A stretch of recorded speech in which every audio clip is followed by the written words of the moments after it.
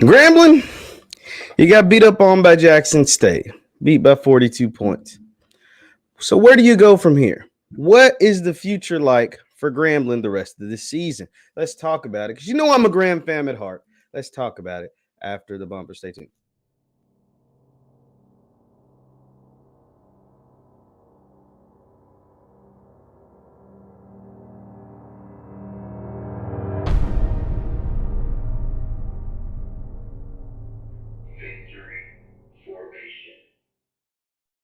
What is up, everybody? What is up, everybody? My name is JeffLightsyJr. here with the Black Boss channel on Victory Formation. Thank you guys for tuning in. Be sure to hit that thumbs up button, like, share, subscribe, and the notification bell because we upload every single day. Now, Grambling, Coach Hue, Grambling, got beat up on by Jackson State. It's okay. It happens. It's a measuring stick for where you have to go if you want to compete at the top of the SWAC. And that's okay.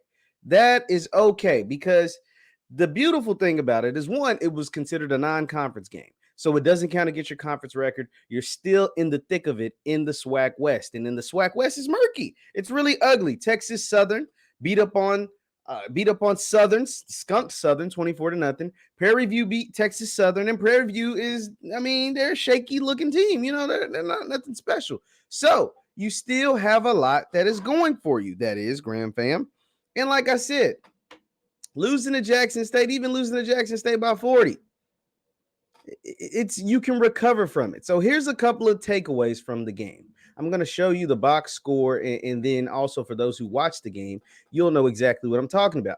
So as far as the quarterback play, Quintarius Hawkins, he was under duress a lot, and I think he will continue to improve. Now, you got to remember, Quintarius Hawkins is a JUCO transfer. And in the first game, he didn't play much because he got knocked out of the game. And it was just a sheer blowout. I'm not going to say he didn't play much, but he got knocked out of the game. Second game, they kind of did their thing. And then Jackson State, he made some questionable decisions. Some of those passes, the first interception was a tip ball. He didn't get much protection. And then the second interception was just a bad pass. But his receivers didn't help him out. They had a fumble early in the game by Ryan Peppins. J.R. Waters ended up catching a deep touchdown at the end of the game in garbage time, but he was dropping a lot of passes. So I'm not gonna just beat up on Quintarius Hawkins. I think he still has a lot of room for improvement, and he didn't play a terrible game. That JSU defense is just nasty. Just call it what it is. It is disgusting. It is a great unit. A great unit over there at JSU. Julian Calvez got in, threw a couple incompletions. It was garbage time or whatever. Your playmaker's Mr. Maurice Washington. And it's unfortunate because I didn't listen. I haven't heard the post-game conference, but I imagine Maurice Washington has some kind of injury or cramps, because he was lighting JSU up in the first half, both out of the backfield on pass catching, and then he had the big 76-yard touchdown run. And my thing with Grambling, you have to get him the ball more. Now, granted, this game is a little different because he may or may not have been injured, but there's no way there should be a game the rest of the season. Listen to me, Coach Hugh. Hey, listen to me for a second. There is no way the rest of the season Maurice Washington has to get between 20 and 25 touches every single game. If you want a chance to beat any and everybody moving forward, because you can beat a lot of these teams left on your schedule, Maurice Washington has to get no less than 20 touches. That is, and really it should be 25. No less than 25 touches per game. That means whether it's 20 rushes, 5 catches, 15 rushes, 10 catches, 21 rushes, 4 catches. He's got to touch the ball 25 times per game. He is that special of a runner. If you see that young man in open field, what he's able to do, the moves that he's able to make, the strides, this man's a long strider with crazy good juke moves and great speed. He has to touch the ball 25 times a game. Period. That's going to help everybody out. It's going to help the defense out because you're running the ball. You're going to kill clock. It's going to help the quarterbacks out because it gives them an easy outlet. And it's going to help your team and your offense out because he is a home run hitter. This offense is based off home run hitting ability. And I said this before the game, and it came true. Jackson State is more of a methodical offense. You saw it. They pound you with Savion Wilkerson. They hit Dallas Daniels and he makes some plays after the catch. But they're not hitting 40-yard bombs. They hit an 86-yard bomb at the end of the game with Willie Gaines, and it looks like he could potentially bring that element to their offense. But up until that point, you didn't see 70-yard touchdowns by Jackson State or 50-yard touchdowns. You saw methodical 15-yard gains, 20-yard gains, 25-yard gains, 13-yard gains. Whereas Grambling's offense is predicated with home runs and mainly with Maurice Washington. And so your chances increase drastically for him to hit a home run if he touches the ball more, and he's got to touch the ball more. There's no excuse for that. Maurice Washington, 25 touches a game. Now, if we go down to the receivers, I said Lyndon Rash. I said J.R. Waters. I don't even know where that name came from. Lyndon Rash is the one who caught the deep ball, but they had some guys, like I said, drop some key passes, and then Ryan Pepin's fumble. Now, here's the thing about Ryan Pepin. It was his first game, and you guys know I'm big on Ryan. I had Ryan on the show. I think Ryan is going to be a superb talent at Grambling.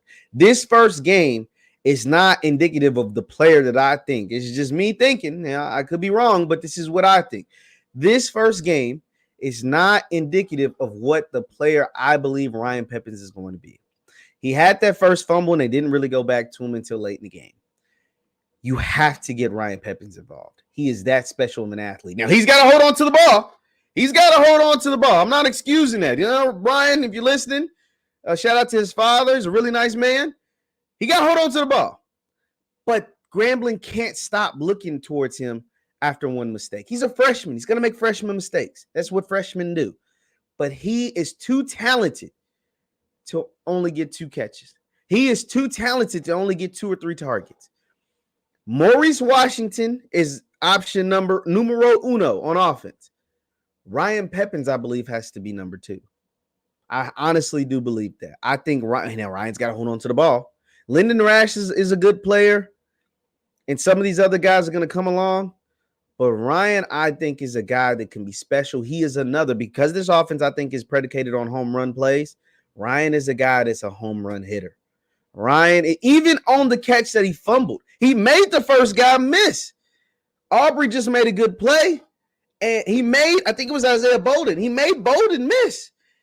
Aubrey makes a good play, and Ryan is miniature. He's small, and he lost the ball, and that's okay. He is welcome to college. He had his first welcome to Division I college football moment.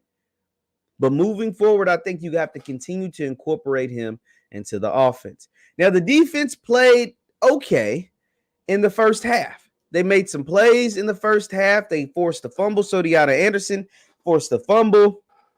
Then it was a scoop and score.